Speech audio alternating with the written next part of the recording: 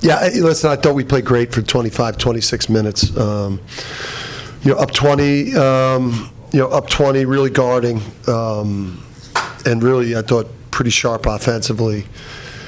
And, some breakdowns for us. Obviously, I think the amount of fouling, the amount of times we kind of put them at the line allowed, I think, AJ to get a rhythm going, and then that's as high a level of shot making as you're going to see in college basketball. I mean, that guy,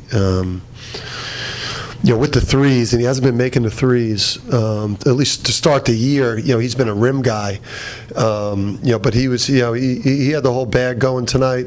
And then they're just, I think we're a much better defensive team.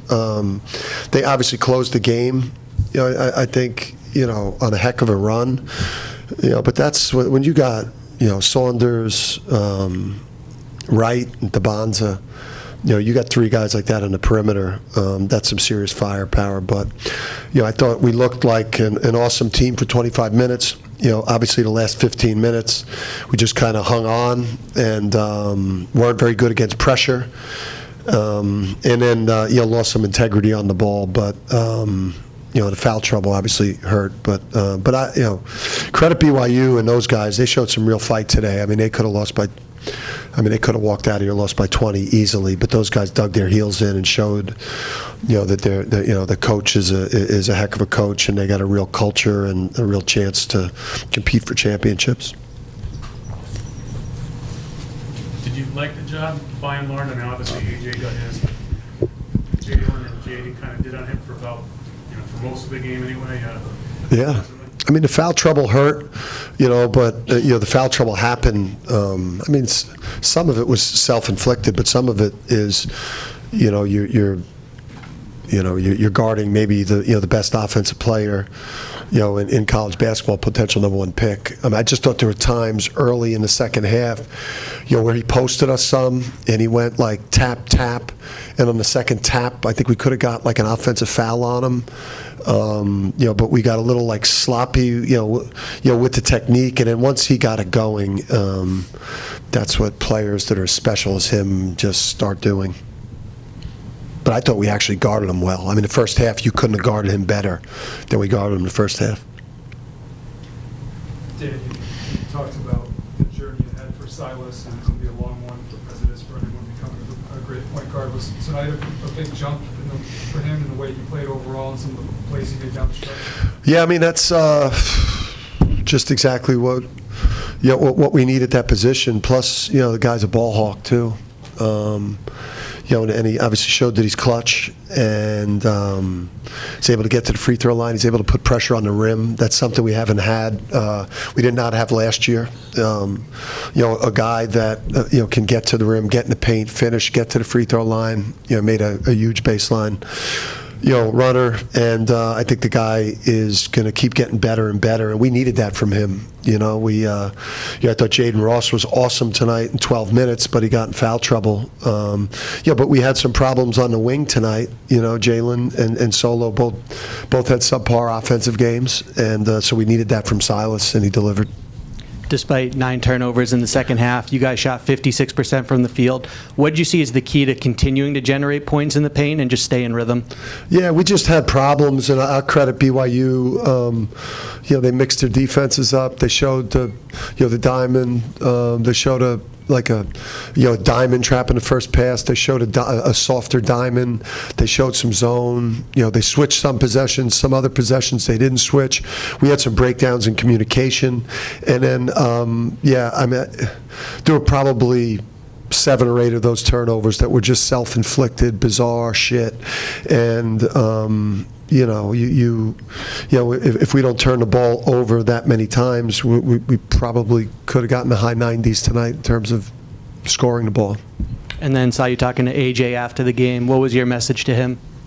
Just the growth, and his approach. And, sometimes you watch these kids, they come into college, these high draft picks, and it's been over the course of years and years and years. And, you could see on film the entitlement, the spoiled entitlement, the, not guarding, the not, being about team and like so you're on the lead up watching the film. Like I think maybe in the Nebraska scrimmage or the Nebraska exhibition was like a couple possessions where he was kind of leaking a little bit, like leaking out, not getting on the glass, But then I'm watching the evolution, from game to game to tonight. I mean, this guy's out there guarding. He's on the backboard.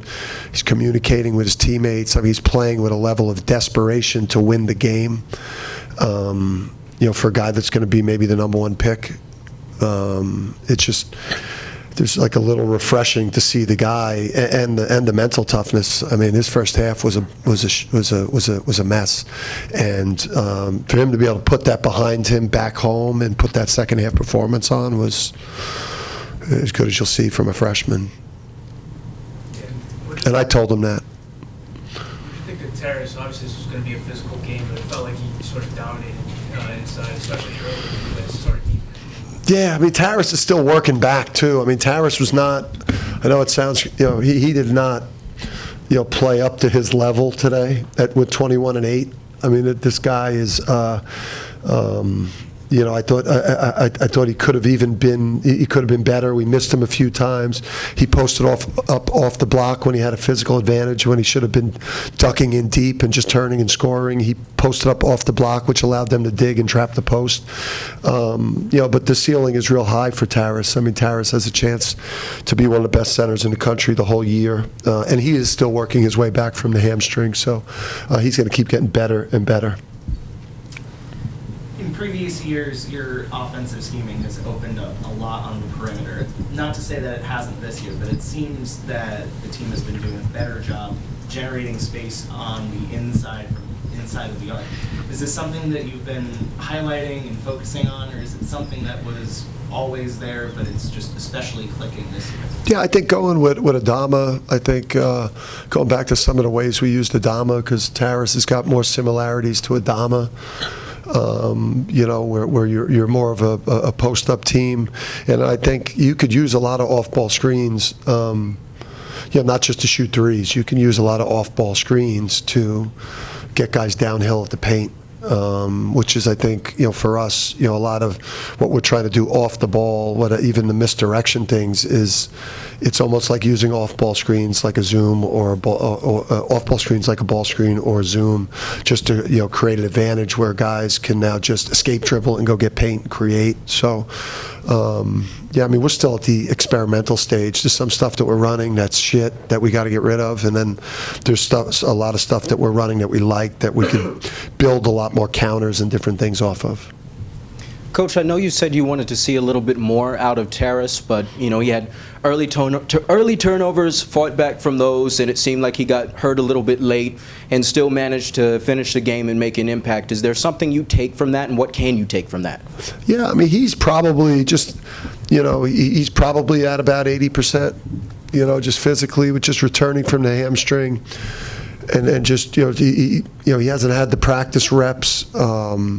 He's just not totally sharp as he's going to be right now. And again, that's, I think that's great for our team because he's, I'm nitpicking a 21 and 8 game, where he's a pretty dominant player. But just this guy, he's one of the most talented big guys in the country.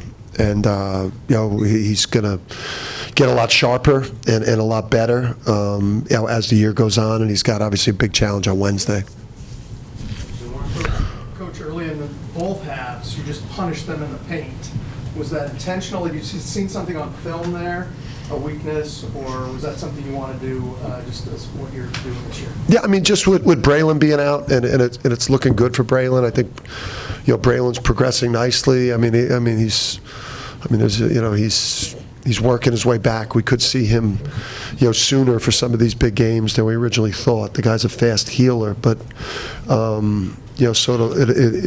getting him back, I think, is just going to help us space the court better. But I mean, we get paint with Silas now. We could get paint by driving it. We could get paint with him in the ball screen game, hitting a roller because he's tall.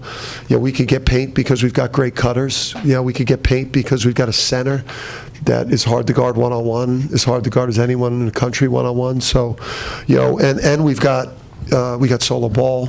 We got Jaden Ross who could shoot the hell out of it. We got Caravan. Bray's going to be back. So we got a lot of shooting. We got a lot of guys that could get paint, and we got bigs we could throw it to. You got it. Or no? You missed it?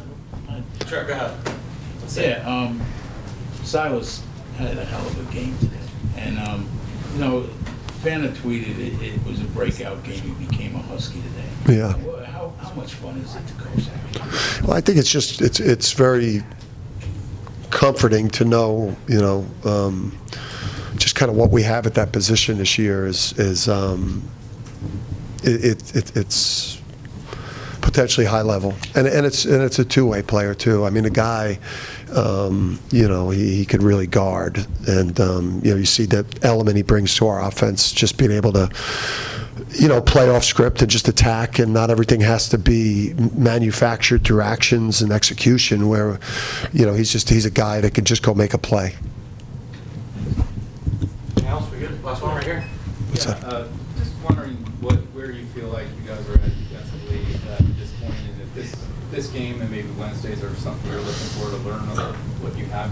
If you had asked me, if you would have come over with the mic, up 20 with 15 to go, I would have said I would have been so incredibly thrilled by the turnaround from where we were last year, where we were barely a top 100 defense.